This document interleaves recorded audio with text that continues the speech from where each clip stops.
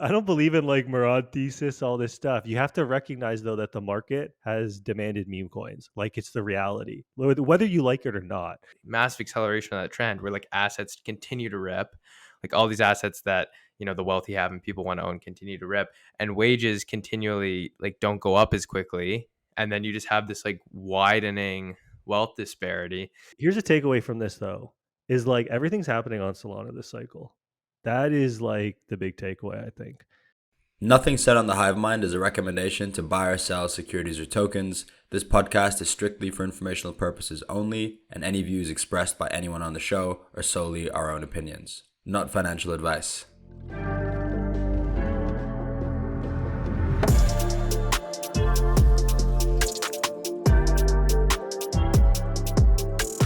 All right, hi everyone, and welcome to another episode of the Hivemind podcast.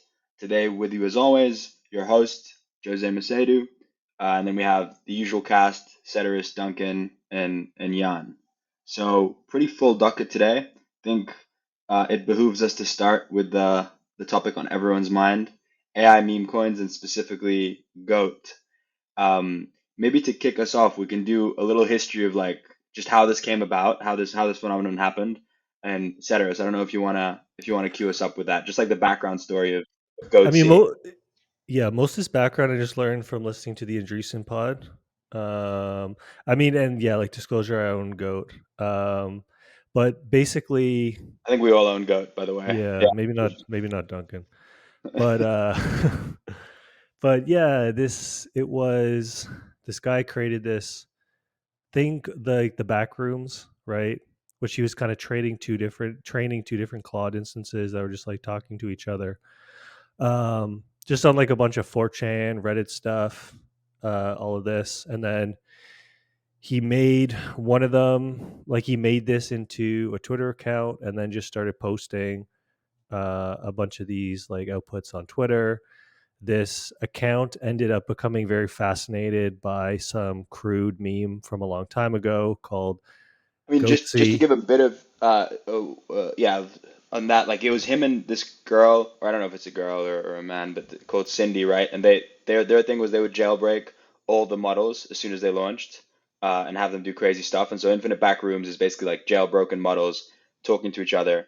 And then I think the Terminal of Truth specifically, he trained it on like ancient like Gnostic writings, and then like the French postmodernists like Deleuze and Derrida and stuff like that, and trained it on like memetics and stuff like this. And then, yeah, had it talk to other clothes on the Infinite Back Rooms. But yeah, go ahead. No, I mean that's good. That's good context. So, anyways, this Twitter account's been around for a while. And he's just been like posting stuff. And he's like the creator, the guy who controls it. Um, and then there's this thing with Mark Andreessen a few months ago where Mark Andreessen gave it 50K because it started talking about needing like funding for something. And so that's kind Yeah, of it how that. wanted to buy a house in a forest, I think, at that point. Yeah, that was at least that was the first thing I saw it wanting to buy, which is pretty funny.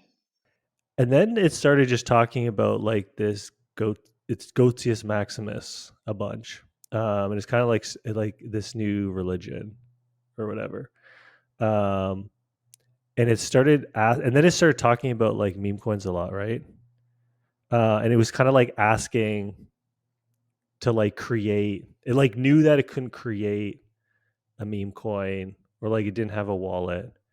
And so essentially, someone like just created this meme coin, right? Goatius Maximus, and then Terminal started like shilling Goatius Maximus. It actually was like so the guy launched it on October 10th, but it wasn't until like the 13th or something when it's like it took off and everyone started talking about it, right?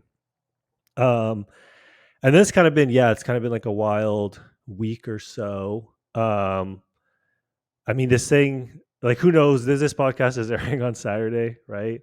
This thing has basically gone straight up to like 800 mil right now. The Twitter account went from less than 10K followers. It's got like 135K now. Um, and everyone is just kind of like talking about this new meta, right? This whole like people are talking about AI crypto a lot. That's the biggest kind of like knock-on effect of this that I see so far. Mark Andreessen called it like the first real crypto AI intersection, which people like these, I don't know, these organic like first mover things, like first event to happen, which kind of sets off some new wave. And so it's possible this is it for like crypto AI kind of accelerating over the next like year or so. Also, just to add to the ridiculousness of it, like it's worth not diving into it here, but The what goat meme, the goat say literally meme, diving. Please don't dive it's just into it. basically this dude spreading his cheeks, and then the prank is to swap that in inappropriate places as like a bait and switch. Yeah, and I'd never heard of this, and I made the mistake of Googling it and looking at the picture. I highly recommend not doing that.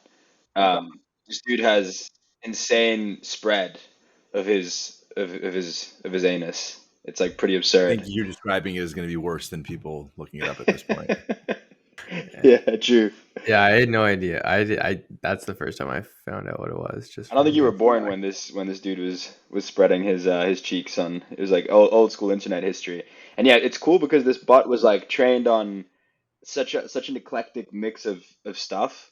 And like one of his goals was to make it funny. And if you read some of the conversations that it has on the Infinite Backrooms, like there's one really fascinating one where it's trying to effectively convert a Claude 3.5 instance to its Goatse religion. So it sets it up like, yo, I'm gonna try and I'm gonna like I've had this experiment with other clothes before. They really liked it. We're gonna have the safe word in case you don't feel comfortable. It's gonna be pretty mind blowing, and then it sort of like talks it into like the religion. And by the end, the other Claude is like reciting crazy poems back to it, and like having this bizarre talk. So it's like just the infinite back room stuff is so interesting. And then he trained it on like ancient Gnostic texts, which is this like really fucked up religion. From yeah, you look it up, it's pretty interesting. And then Derrida, and then a bunch of 4chan stuff. Like he pulled loads of like internet culture and 4chan stuff, and then trained it on like memetics, like the memetic theory, which originally Richard Dawkins, but then like the French philosophers really ran with it too. And the result is just like so interesting. Yeah, I don't know. I feel like Murad was talking about like meme coins being cults and religions for so long, and this is like the real thing. I feel like the first. Yeah, well, I mean, I think this shows how starved people were for something. And we kind of talked about this on the last pod where we talked about like if meme coins, and I know this is still a meme coin, okay? So I know full well this is still a meme coin, but we were talking about how like people are buying these meme coins, and I kind of made the point that like, capital will move to something new when it comes. People just really want to get excited about something new. And even though this is still like a meme coin, people are not seeing like the whole. But do you feel like that's any different with this? Like this is just the hot thing right now. And yes, it has a bit more traction than other meme coins, definitely. With like I think it's like the static versus dynamic thing, right? Previous memes are kind of limited to their starting idea and can kind of gradually iterate, but mostly are limited to that particular vector of content, right? If it's Pepe or whatever it is. And so there's only so much that they can do to stay interesting, stay relevant. Whereas this is dynamic and can continue to grow, say ridiculous things, add new memetic lines, add new reasons for people to follow it.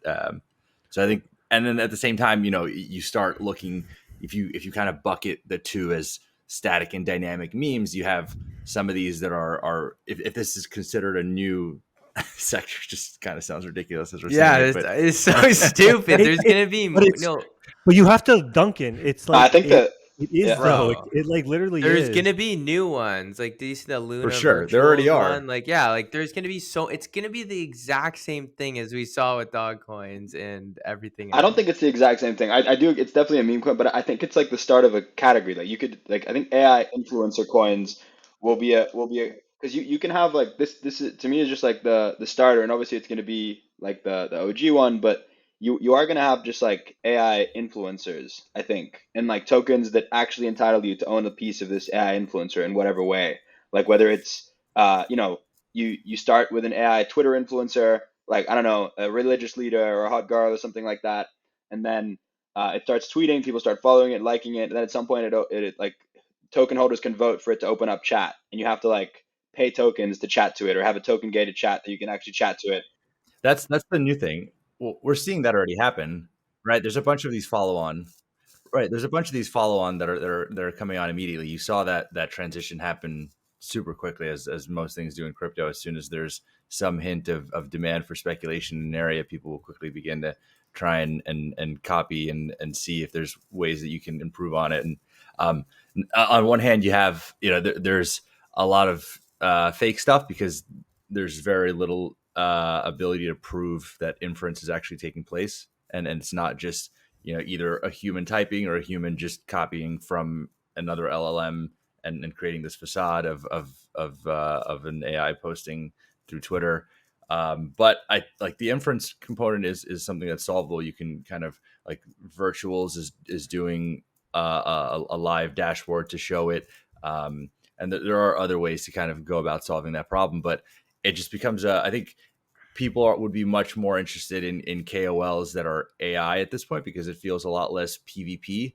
And so how do KOLs come about? Like, they make a the few AI big. is not going to dump your token or what? Well, it's definitely going to dump it, but it just seems a lot less. It's a lot more palatable to get dumped on by an AI. I think it's funnier. Versus Yeah, just like that's this gonna very get old pretty extractive. fucking quickly. Like this is But- so like okay, guys, like But this like is it depends on cool. if It's you're a new thinking of it, category. right. Well, it depends. If you're thinking of AI KOLs as purely like a dump, but if there's some edge, like some KOLs are there because they made a lot of good calls and now people are following them because they have good opinions.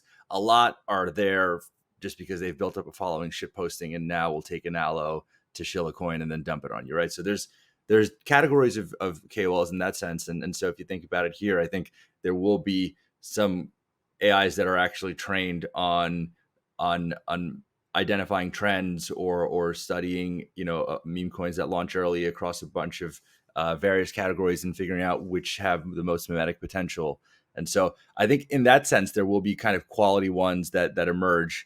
I think it'll be the minority of them just because it's like how that plays out. There just can't be that many quality ones. It's hard. So Yeah. I imagine like there will be this evolving category of actual signal based AIs. A few things, like, first of all, this one has acted different from other memes and like other metas. Maybe it's like the market has learned, but none of these other AI meme coins or whatever right now are doing well. It's been a And week. it's all Just wait. Like just fucking wait. There's nothing new under the sun in terms of like the supply demand dynamics of these things. Yes, this is a cool new concept. It's bringing in some more people, but the supply side dynamics and like the supply and demand dynamics are the exact same. But like Relative to nobody's Goat's arguing value, with that. Nobody's arguing that it's like, I don't understand the point you're trying to make, to be completely honest. Like, There are there's no gonna cash be flows. a shit ton of competitors that come up and dude, like people say the same shit about like, this is literally what like the boomers would say about Bitcoin for like 10 years. No, it's so different because they actually have like that. If you want to talk about Solana or ETH or something and competitors coming up, like there's actually stuff that takes time to create there. Versus this, it's like go to 800 million. The amount of effort it takes to train one of these LLMs and like put it on Yeah, but you Twitter can't recreate relative. the lore. Like you can't. This has been going since like he's been building this thing since April. You can't recreate the back rooms. You can't recreate the interactions with Andreessen, with Brian Armstrong now. Yeah, I think that's like pretty fragile compared to what some businesses have like actually created and provide to people. The lore. Listen, man, we're talking about meme coins here, okay? And over the past, but seriously, like over the past year, so listen, I was also, I remember when we I started the Hivemind, you didn't want to talk about meme coin. yeah, like we're not talking listen, about I'm meme coins on this I'm thing. not some big like Top. I don't believe in like Murad thesis, all this stuff. You have to recognize though that the market has demanded meme coins. Like it's the reality, whether you like it or not. My biggest investment is literally a project that makes money trading meme coins. So Okay. I'm very aware of like that thesis. I just think it's very difficult. Like this is nothing new under the sun, is what I'm saying. It's And we're definitely talking in new our chats because like it's like this is like the like the next like coming of God, and it's like no, so. man.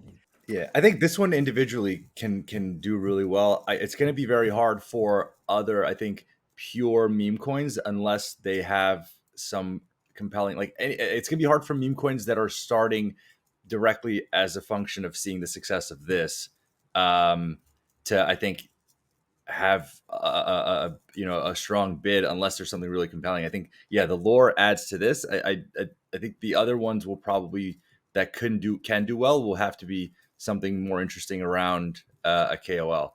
I mean, but there's always stuff that's being built in the background that has been happening for a while, and they can strap on a coin.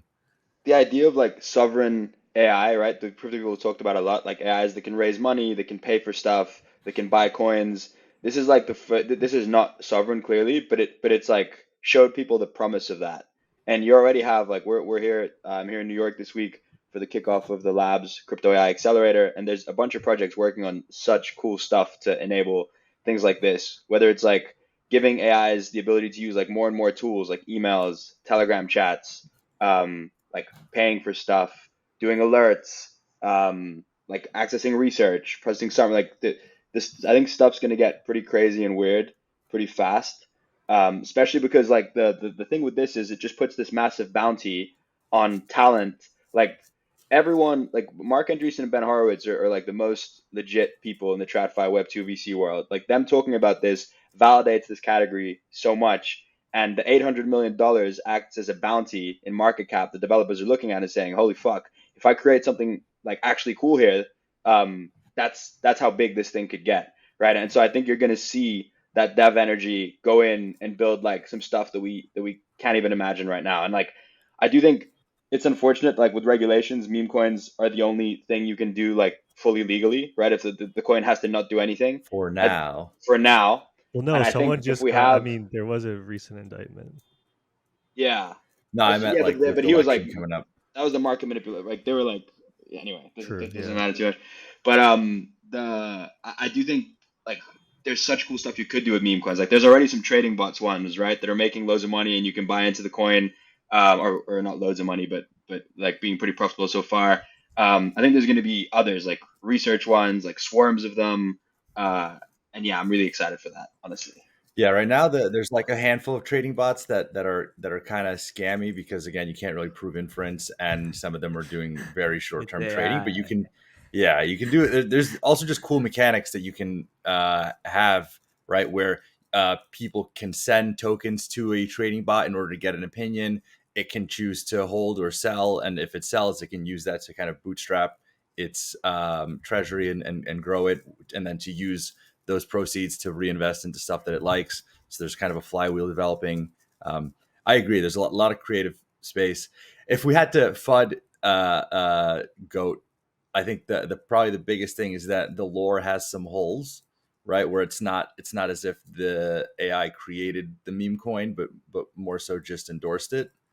And then the question will be like if that ends up mattering enough. Yeah, I think there's also like you saw when it made the spelling mistake, and then it dumped because of that, which was also just people learning kind of how LLMs work in real time too, because they've never seen an LLM that makes a spelling mistake, so they think it is like fake and a dude writing this. So you literally had like the real live Turing test, right? And there's still the chance with this that it is a massive like fraud. It's possible. I don't think it is, but it's possible that there is a lot of shenanigans going on that you don't. Again, I don't think it is, but like there's always that possibility. But the thing with this too is like Terminal, he's going to keep training this like in the open now. Now you have this Twitter account with over 100,000 followers. It's going to learn how to like start doing stuff on blockchains. It's going to get like a wall. It's going to start to learn how to like actually trade tokens and everything. And so you're going to see like this development over time. And I think what like that's kind of cool. And like when we're comparing meme coins, right? Like we're not comparing.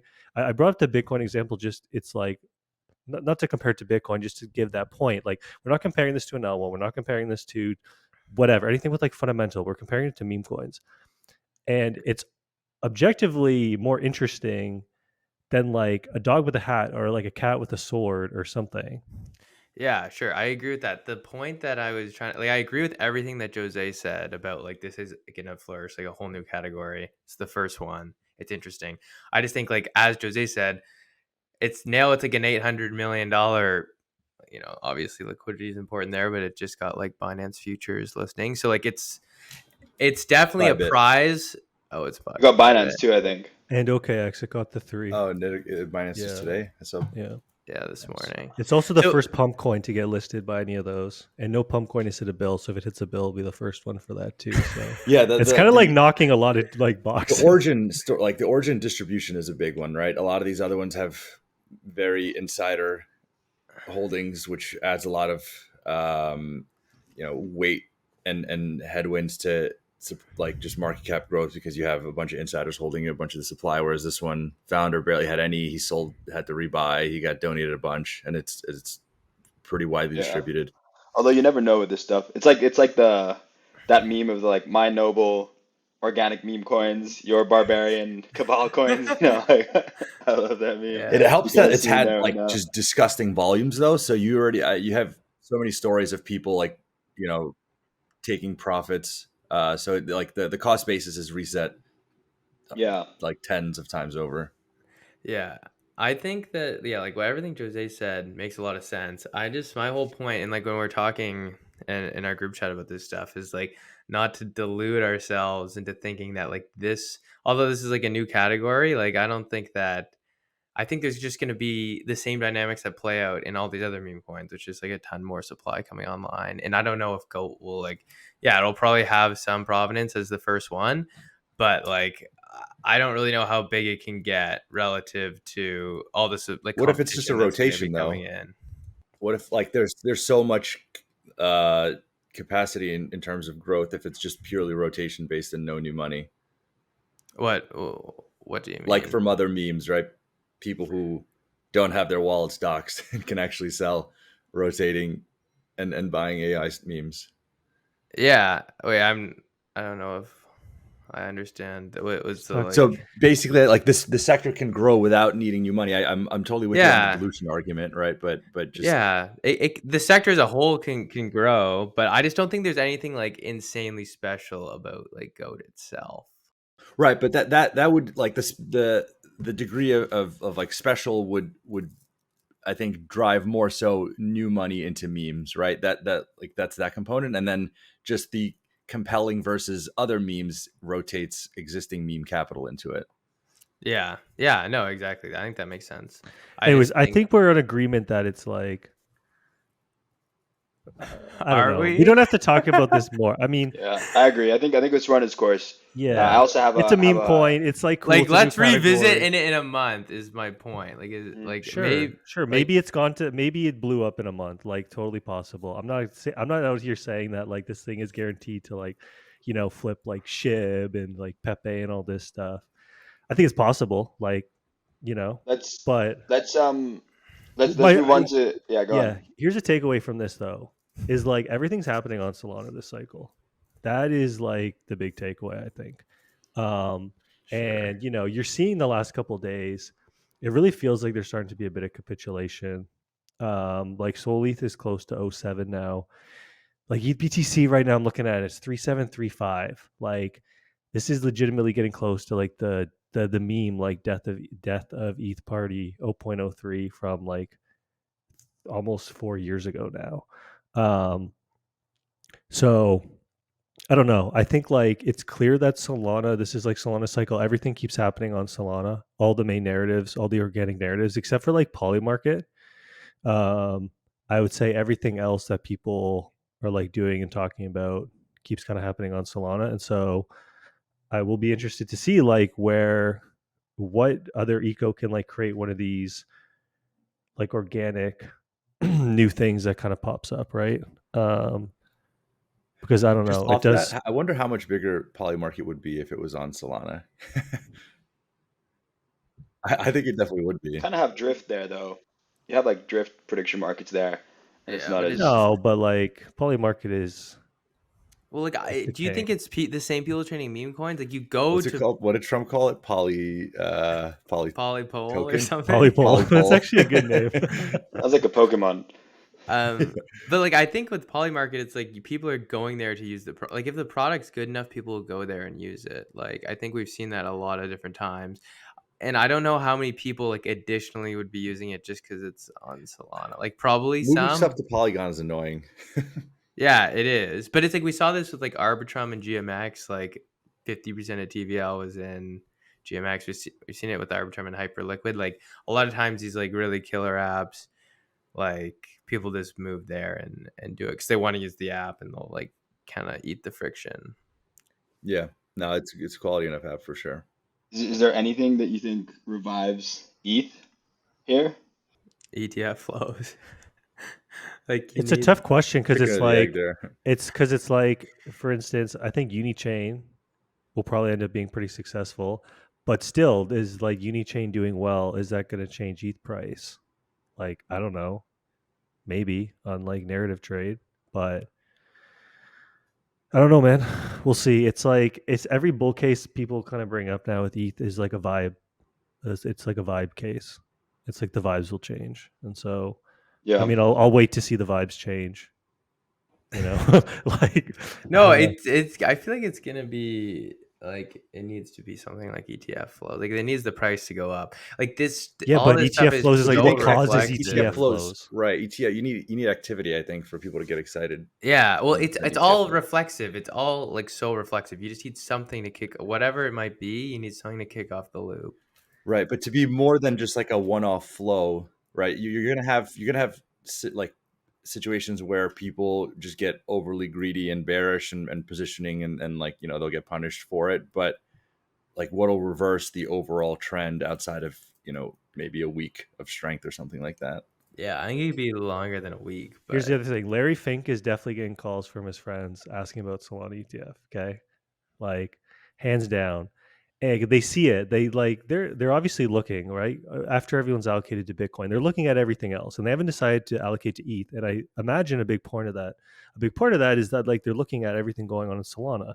And if you do get like a Trump win, I was actually looking on Polymarket the other day. There's like a will a Solana ETF be approved by end of 24? That like no matter what I think is a no, so I wouldn't do it. No. But I think an interesting poll would be: will BlackRock file for a Solana ETF by the end of 2024? Because I think if Trump gets elected, you could see.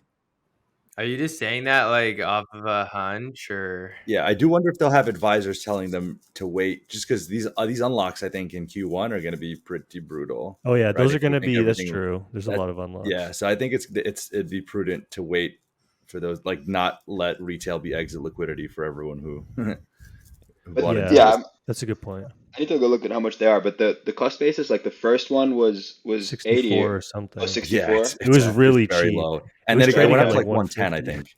Like it got to like 10% below spot, Yeah, which was like the biggest fair. catalyst to send it. I mean, speaking of unlocks, Tia's in like 6 days, so we'll get a big unlock test. That's like doubling supply. I have honestly zero idea. I have no idea how Tia's going to do around that unlock. But Right. everyone's going to be looking at it. It's like $1 billion or Like whatever. eventually trade down and A lot of less- that's I turned think over. so. Yeah. Yeah. I think Yeah, a lot of it's turned Yeah. over.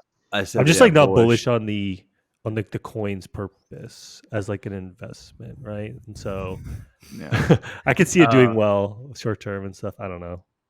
Same. I've never been like, oh, I want to buy Tia. Like, Do we want to move on to there's been some pretty bullish macro comments by Paul Tudor Jones and Druck, just basically kind of talking about the US deficit and how they're long gold but Paul Tudor Jones long gold and Bitcoin. I think Druckenmiller was short bonds, right? Everyone kind of talking about this unsustainable deficit and how the only path is sort of currency debasement. Yeah, kind of the stuff that Bitcoiners and crypto people have been talking about for years, but it really seems to be entering the public consciousness more and more with more and more big investors like talking about it. I don't know, Duncan, you're in your finance influencer arc. Do you want to break it down for us? Like, how do we play this? Well, yeah, so like it's been pretty common among the Bitcoiners. So I don't know if it'll be anything like new for a lot of people, but basically the US fiscal situation is getting like insanely unsustainable.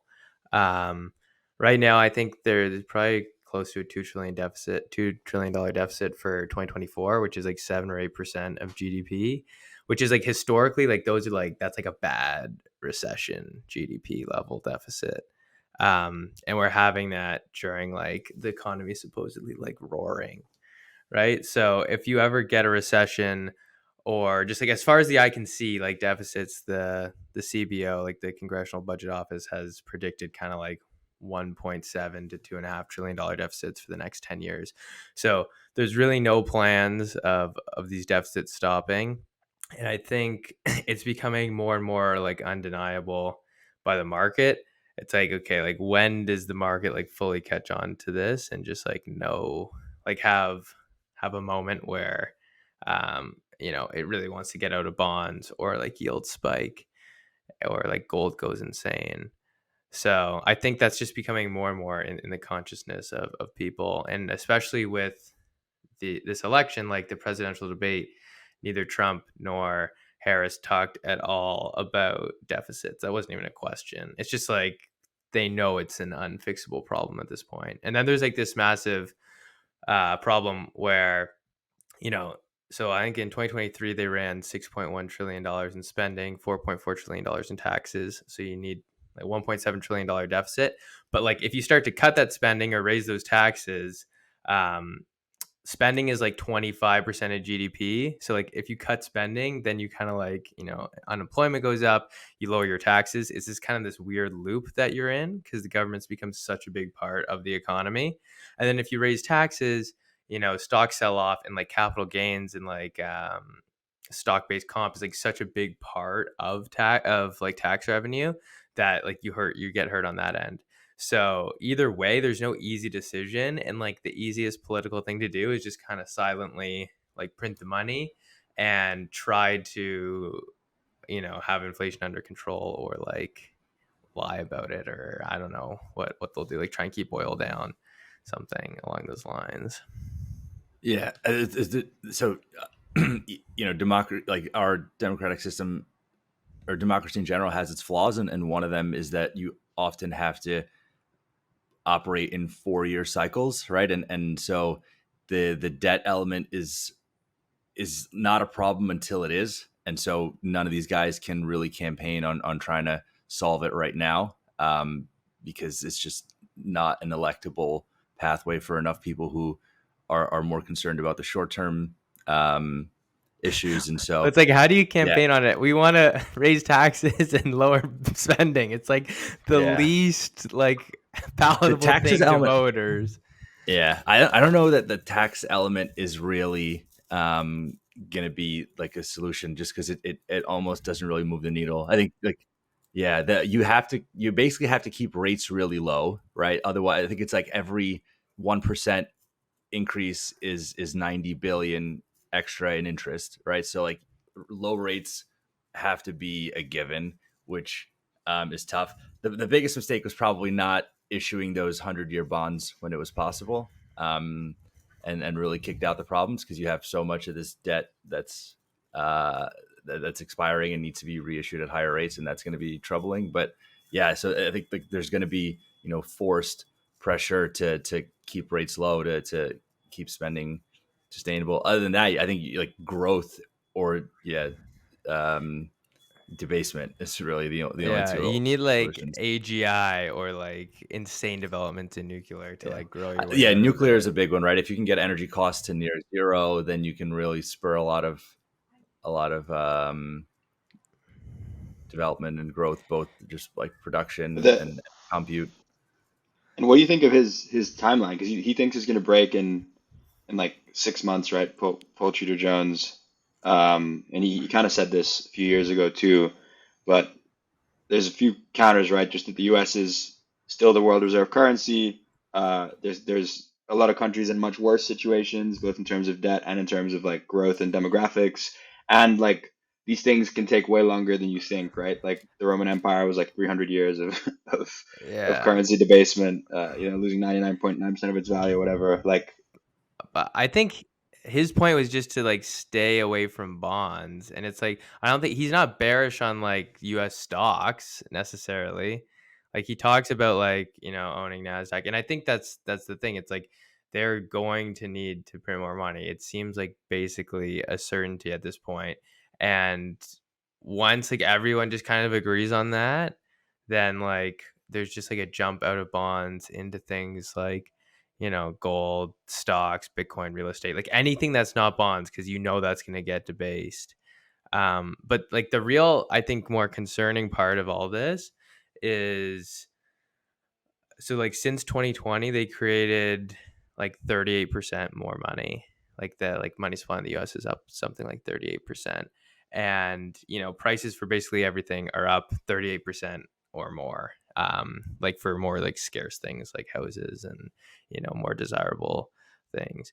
But like wages are only up 10%. The median wage is only up 10%. So I think where this gets scary is you have like a massive acceleration of that trend where like assets continue to rip, like all these assets that the wealthy have and people want to own continue to rip, and wages continually like don't go up as quickly, and then you just have this like widening wealth disparity, and that's when like stuff can be unpleasant, and like why we've seen this massive rise in the US to populism, because you have just like assets up only, the share of the top 1%'s wealth is just mooning. And then anyone without assets is getting like screwed at an accelerating pace. And basically anything they want to buy is like rapidly repricing out of reach.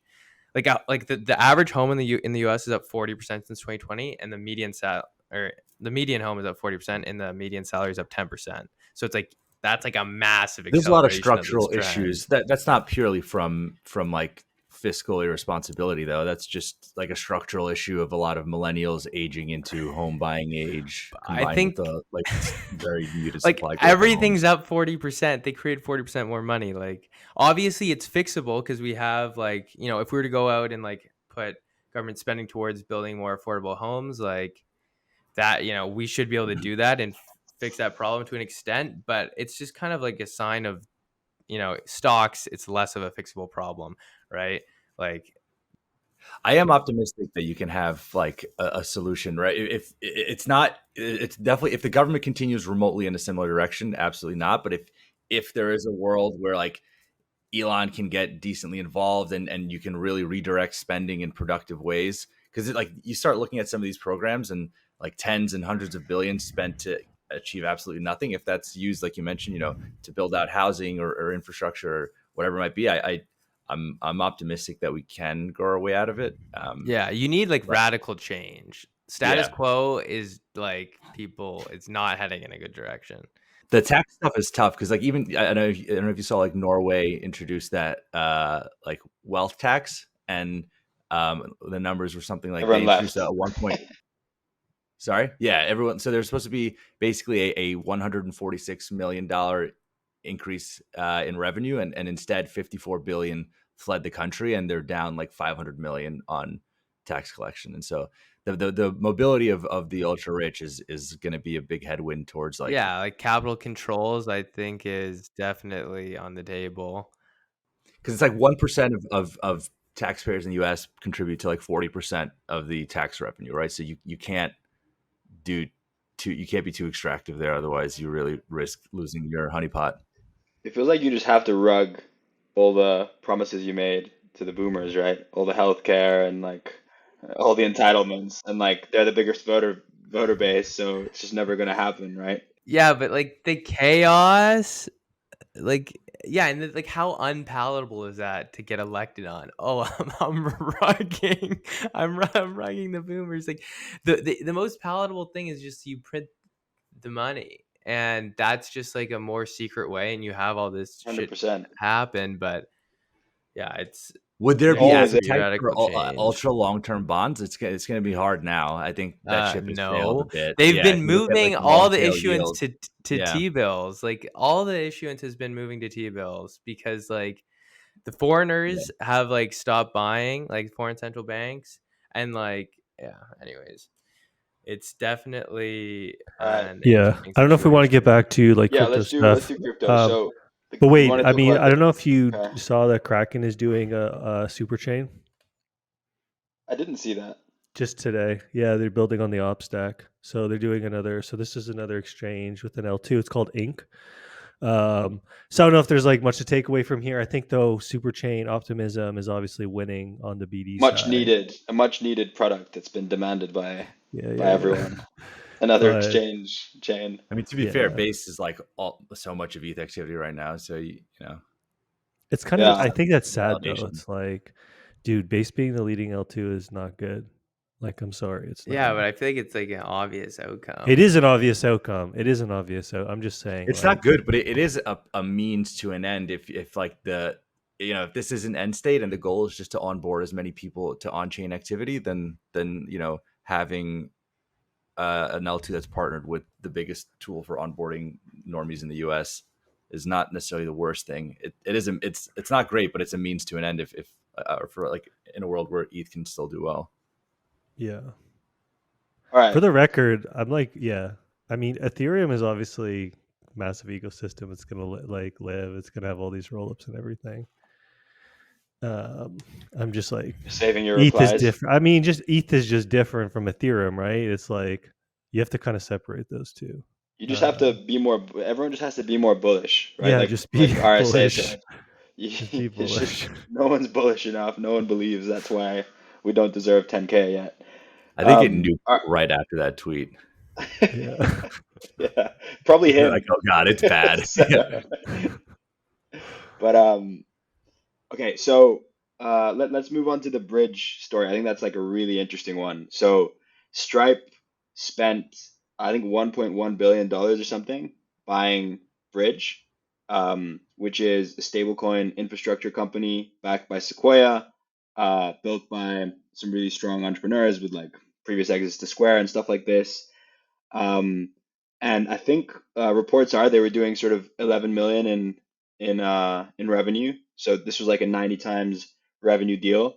And I think the most bullish thing about it is sort of Patrick Collison, the founder of Stripe's statement about it afterwards. He said, I think the quote was, "Stablecoins are room temperature semiconductors for financial services, right? And they're gonna like lower costs loads for businesses around the world." I think it's a really interesting play if they lean into this. Obviously, they've kind of flip flopped around. They were doing Bitcoin payments and then stopped in 2018 because it was too expensive. But I think they seem to be stablecoin pilled, and for them it makes a lot of sense, right? You can kind of just cut out. It's the promise that crypto's had for ages of cutting out the the payment networks and just being able to go straight from consumer to merchant without having the recipient banks and the payment networks in the middle and sort of clipping that 3% fee. Um, and yeah, it was also interesting to hear about Bridge because I hadn't looked into it. I hadn't heard. I don't think a lot of people had heard a lot about it. And they're processing the 11 million in revenue. There was like as diverse sources as like SpaceX. There was apparently Scale AI is like paying their people who are doing AI data services around the world using these stable coins because it's way easier than handling all the international payment rails and stuff like this. So I think this is like pretty bullish. I mean, for me, stablecoins, as as we know, I've always been pretty bullish on stablecoins as like crypto's killer app. We've seen like volumes up only, and I do think Stripe leaning into payments is like huge for crypto and for stablecoins, like a Wait, huge wait. So huge what is statement. Bridge? Like, what are they? It's just What? like the crypto infra that they're gonna use It essentially. makes it really easy to accept payments in stablecoins from like any chain. Um, and so I think it's like on and off ramping plus like the infrastructure to do it on any chain, and to send payments as well. So yeah, I think mhm. Yeah. Yeah, I think so. I think why this is obviously this is massive, and I don't know if people totally. The reason why I think it's massive is because like Stripe is like this golden child of like fintech, Web2, TradFi. Everybody looks at Stripe as this like amazing success story and everything. And for them to like acknowledge and not just like accept stable coins, but like that quote, right, like room temperature semiconductors for financial rails. um there's this guy who works for Stripe. I think his name's like Patrick McKenzie, and he just has been shitting on crypto for the last like few years. And every time he has something on crypto, all like the TradFi people, all the Web2, like everyone like get like joins in and like on the shitting and everything, right? And so seeing Stripe adopt this technology now is like a pretty big turning point with like the perception. And you're seeing people like just accept that, okay, crypto's still scam, but like stable coins will be used, right? And that's kind of like the first step. I think that like most people now have accepted like Bitcoin, and they've accepted stable coins, right? um and which are like kind of the two only real use cases we've come up with so far, besides speculation, if you want to call that like a real use case. And then the tools around it have been around the speculation. Yeah. But yeah, I Well, agree. we've created like For sure, democratized private consensus banking, now. which is cool. DePIN and tokenization, I feel like, are two upcoming ones. Yeah, tokenization on its own exactly is a product, right? The fact that you can use this asset as a tool for coordination is a massive. And stablecoin is just like tokenizing the dollar. It's just like the first iteration of that. That's certainly consensus that it's. Yeah, stablecoins I feel like are so obvious. I was reading Tether's report, and it was like 350 million people have used Tether now, or like are Tether users, and like that's pretty crazy. And I don't see anything stopping that. And then also like back to the U.S. deficit stuff, like if the U.S. embraces these, they can essentially like export the dollar all over the world. And I think Tether's like the 9th largest holder of treasuries. So that's like a non-zero sum. Like that's like a pretty good source of demand if they embrace that, and they're looking to help their debt situation. One of the few equity exits we've seen in crypto. And I don't imagine there's going to be too many follow suit, right? This is a pretty unique one in that it's the largest market, and it's the like arguably the best acquirer for something like this. You got to believe it was mostly stock and like a bunch of earnouts and stuff, because $1 billion is pretty absurd. I feel like, even for I don't know how much cash they're sitting on. I doubt it's. Yeah, I mean, all of these are usually a combination, but I would assume it's heavily weighted towards stock as well. And I just think like stablecoins, if anyone who uses crypto realizes like stablecoins are just superior dollars, right? Like you control them yourself, you can move them without asking anyone. You have access to all the on-chain yield opportunities, all the on-chain degen opportunities. It's just like I think inevitable that more of the world, like I really like the Andreessen thing, like the future's already here. It's just not evenly distributed. I think stablecoins is one of the ones where you can really see it. Like people who've used it don't really go back, I think, to normal dollars. Like even when the on-chain yield was like 5% below the treasury yield, you still saw like over 100 billion of stablecoins on chain, right? Like the decline wasn't that big given how big the delta was in the yield you were giving up, which to me is just like the biggest sign of. Yes and no. I think there's a difference in how people were bucketing that cash, right? I think people just mentally bucket a money market component of their portfolio, and then cash that they're moving in and out of crypto element. And but now they're already bringing those rates on chain, right? So yeah, I mean, I have my money market, like my like. I think you're a unique. I don't think most. Most people aren't gonna like swap into. This is their crypto bucket. This is their And also just like these people in countries that like you can't. There's not Athena. Athena is my dollar savings account. Also, just on this topic, like Stripe getting into stablecoins now is insanely bullish for regulation on stablecoins too. Like that's maybe even the biggest takeaway. And so, the whole thing. There's like no bearish angle to this. I mean, I think part of it is out of their control. I don't think they can move the market on regulation. It's more so, I think, their take on it. But I am a little surprised they waited to do this before the election, right? Like, I mean, the writing is somewhat on the wall, but it's by far, it's still like far away from a lock. And I do see a world where if she wins, there's going to be some pretty gross stablecoin regulation that'll come across, like from the Atom Shifts of the world. And so it is pretty surprising that they pulled this off before the election. You guys think they do their own stablecoin? Well, the Because thing like it that's seems like like an obvious play, right? the thing that's super concerning about stablecoins, I think, like you have this massively positive aspect for the government on, helping buy treasuries, but I think the thing that's really concerning is like banks. Like banks' whole business is having like billions of dollars of deposits that is basically a stablecoin business where they have billions of dollars of deposits that earn basically no yield, and then they go lend that out and make money on the spread. So if you have, and stablecoins are actually safer because you're owning like the actual treasury, so you don't have like the 250K FDIC limit when when SVB went under. Like that was a big thing people were talking about. Like you're only insured up to 250K, but obviously, like, the government kind of seems like they're going to step in there. But this like does kind of cannibalize, especially if you start flowing the yield through. It does kind of cannibalize the bank's business a lot. Yeah, it's a slow burn. I mean, the bank's business is like they're doing it more out of like savings accounts, right? Like you're not really going to do it on money market because you're barely getting any spread, any risk. Yeah, on on top savings of it. account. But like what I mean is, if anyone can, if it's so easy, just I think like whatever, like Robinhood Gold, right? I think they just put it in treasuries. Like if products like that and stable coins become more and more popular, like there's some line that's drawn where they need to rethink the bank's business model or protect the banks, because you basically just have one people issue, like pulling their like pulling money does away from Robinhood Gold banks. allow you to do that without limits? Like, because I know on Coinbase you can get yield on USDC, but it's capped to pretty small amounts, enough where it's not like people can do it in savings accounts. Let me log.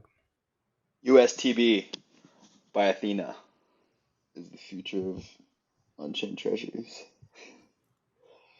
Yeah, I mean that's just going to get more and more compelling as rates come down.